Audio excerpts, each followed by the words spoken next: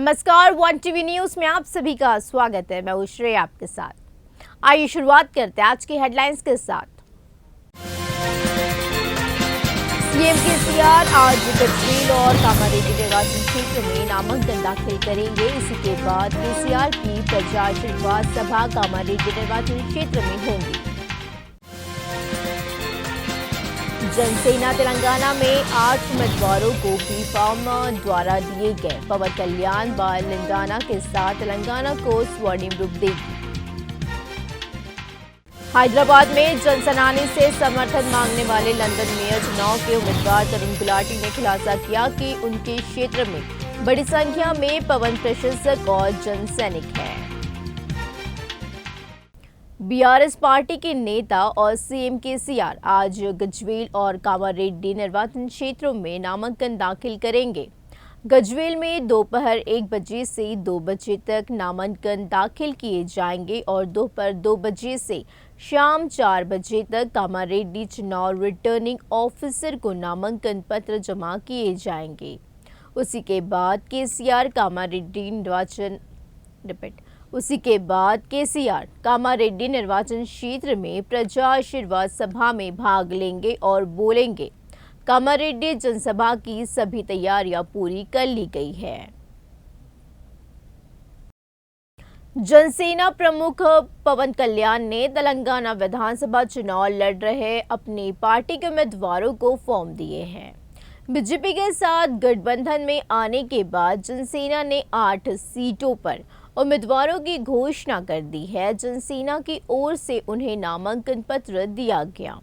इसी मौके पर पवन कल्याण ने कहा है कि वह यज्ञ दान से तेलंगाना को सोना बनाना चाहते हैं। उन्होंने कहा कि वह होम रूल की राजनीति से 1 दशक तक प्रतियोगिता से दूर रहे हैं। उन्होंने कहा कि तेलंगाना के युवाओं की आकांक्षाएं पूरी होनी चाहिए। उन्होंने कहा कि वह तेलंगाना के लोगों की मुश्किलों में मददगार बनेंगे। उन्होंने कहा कि 2008 में वह वापस तेलंगाना आए और यहाँ के लोगों की तकलीफों को समझा है। उन्होंने कहा कि तेलंगाना में सशस्त्र संघर्ष की भावना जनसेना पार्टी को आगे बढ़ा रही है।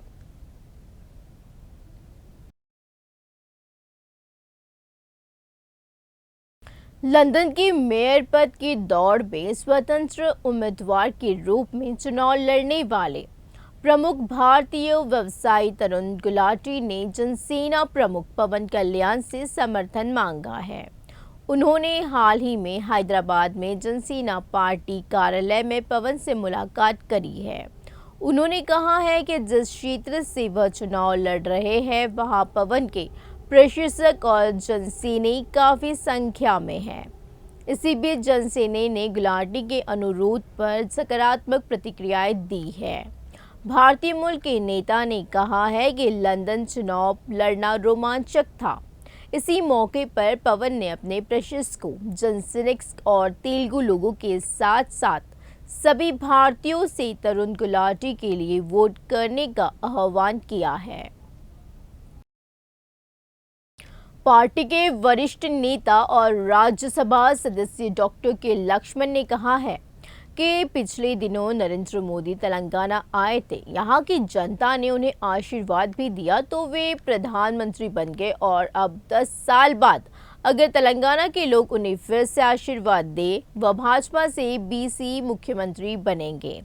भारतीय जनता पार्टी काबट्टी बीजेपी पार्टीगा प्रभुत्वंगा अन्नी वर्गाలకు అటు పాలనలో కూడా పెద్దపీట వేసి ఎస్సీ ఎస్టీ బీసీ మహిళలు రైతులు యువకులకు ఇవాళ ప్రభుత్వంలో పెద్దపీట వేయడమే కాకుండా నిర్ణయాత్మక శక్తిగా పార్టీలో కూడా రాజకీయంగా అన్ని వర్గాల వరకు సముచిత స్థానం కల్పిస్తుంది కాబట్టి తెలంగాణ ప్రజలు ముఖ్యంగా పేద వర్గాలు బీసీలు ఆలోచన చేసి నేను ఇప్పటికీ అడుగుతున్నాను బీజేపీని హేళన చేసే మీరు రేవంత్ రెడ్డి గారు లేదా కేసీఆర్ చెప్పండి अच्छा మీరు అధికారంలోకి వస్తామని చెప్పి విర్రవీగుతున్నారు కదా మేము అధికారంలోకి వస్తే బీసీని ముఖ్యమంత్రి చేస్తాం ఎందుకు చెప్పడం లేదు అంటే మీ మర్మం ఏమిటి అంటే మేము తప్ప ఇంకెవరు కారణే కదా ఇవాళ మేము చెప్తే అమ్మ పెట్టదు అడుక్కు తినివ్వదు అన్నట్టు మేము చేస్తామని చెప్తే హేళన మీరు కనీసం ఇవాళ నీ నోటి నుంచి చేస్తామని మాట రాలేదంటే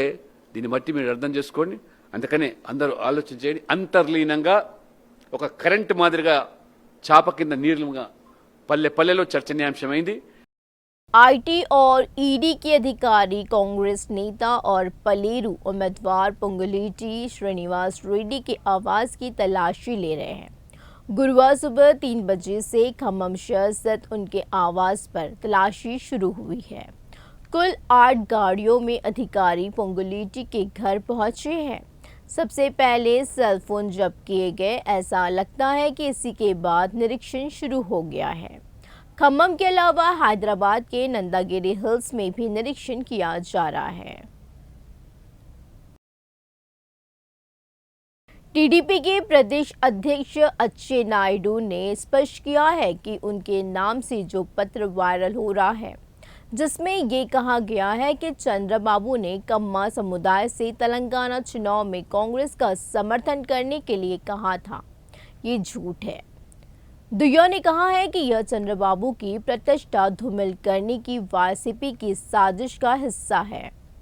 इसी हद तक उन्होंने एक अधिकारी के तौर पर बयान जारी किया।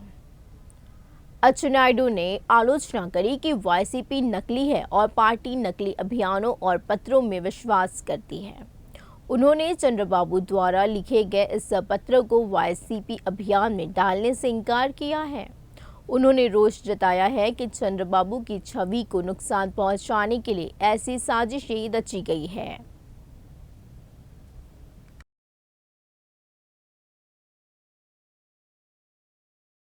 टीपीसीसी प्रमुख रेवंत रेड्डी ने एक बार फिर सत्तारूढ़ बीआरएस पर हमला बोला है। उन्होंने आलोचना करी कि कालेश्वरम डूब गया है और हैदराबाद डूबने लगा है।